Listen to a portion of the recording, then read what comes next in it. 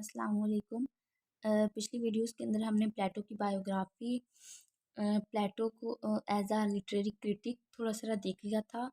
बहुत ज़्यादा एलिब्रेट नहीं किया मैंने, मज़ीद में कर दूँगी इंशाल्लाह। मैंने आपको समझा दी कि उसकी बायोग्राफी क्या है, उसमें मेन चीज़ें क्या हैं और उसका लिटरेरी क्रिटिसिज्म क्या था। अब हम बात करने वाले हैं प्लेटो के डायलेक्टिक फॉर्म, यानी प्लेटो का डायलेक्टिक स्टाइल क्या था। डायलेक्टिक वर्ड जो है ना वो डायलॉग से लिया गया, ठीक है। चले हम पढ़ते हैं तो मज़ीद समझ आएगी। Plato was an innovator of the written dialogues and dialectic form in philosophy. Plato का जो वे ऑफ राइटिंग है ना, किस उसका जो वे ऑफ फिलॉसफी है, वो जो है वो डायलेक्टिक फॉर्म में है, यानी कि पर्सन टू पर्सन जो है, पर्सन कन्वर्सेशन के थ्रू वो है जो अपनी फिलॉसफी को सामने लाता है।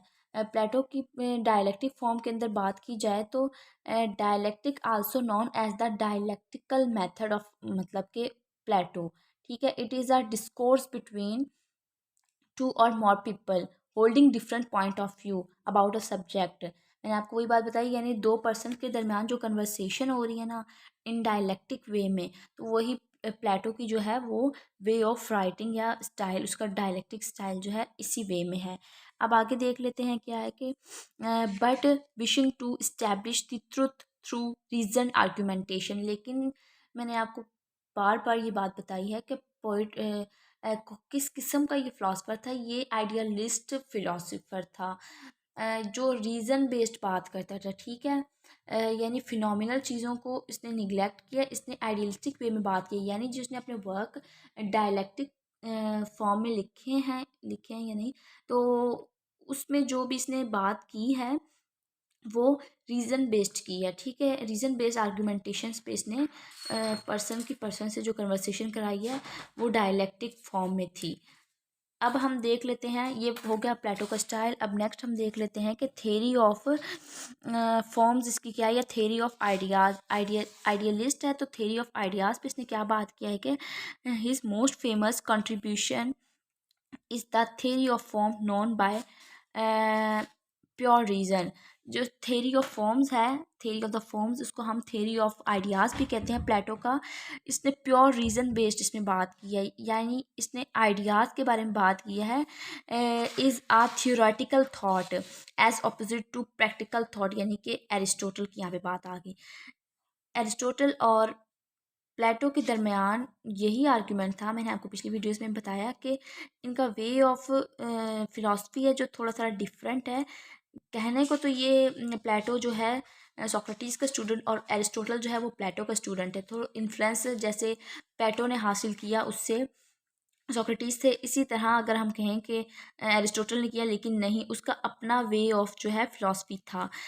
तो थियोरेटिकल वे में बात की है इसने प्लेटो ने, और जबकि एरिस्टोटल जो था वो प्रैक्टिकल थॉट्स पे बात करता था, यानी ये आइडियाज़ बेस्ड आर्गूमेंट्स देता था। कौन? प्लेटो। देख लेते हैं मज़ीद।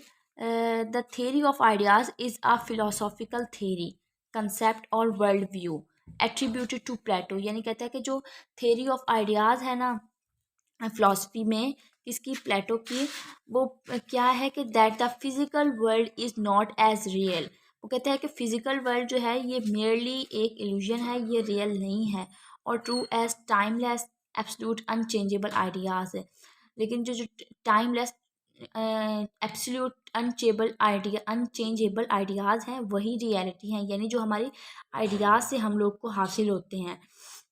मज़ीद देखते हैं, according to this theory ideas are the non physical essence of all things, यानी हम लोग को जो हर चीज़ मिलती है वो आइडिया बेस्ड ही होती है, यानी आइडिया आता है माइंड के अंदर तब भी वो चीज़ क्रिएट होती है, ठीक है। कोई भी चीज़ सेल्फ क्रिएट नहीं होती, उसके पीछे उसका कोई ना कोई आइडिया होता है।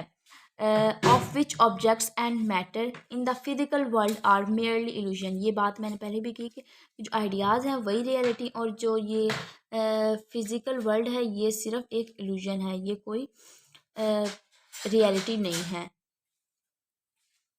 ठीक है। इस वीडियो के अंदर इतना काफ़ी है। नेक्स्ट वीडियो के अंदर जो है हम थेरी ऑफ मिमेसिस यानी कि थ्योरी ऑफ इमिटेशन, या जो the world is the copy of copy, imitation की बात करेंगे, किस तरह से प्लेटो ने आर्ग्यूमेंट दिए हैं इमिटेशन पे। उसमें वो पोइट्स को भी बात बीच में आ जाती है, जो उसने क्रिटिसाइज़ किया है पोइट्स और पोइट्री को। तो वो इमिटेशन बेस्ड पे किया है कि उसको इमिटेशन को वो नहीं मानता, निगलेक्ट करते, रियलिटी यानी क्रिएटिविटी के फेवर में इसने बात की है। आज की वीडियो के लिए इतना ही। इसमें हमने कवर कर लिया कि उसका वे ऑफ स्टाइल क्या था और उसकी थेरी ऑफ आइडियाज़ में क्या बात की थी, यानी आइडिया बेस्ड रियलिस्टिक वे में बात करता है, क्योंकि ये था ही आइडियलिस्ट फिलोसफर ग्रीक का, तो इसने आइडियलिस्टिक वे में बात की थी।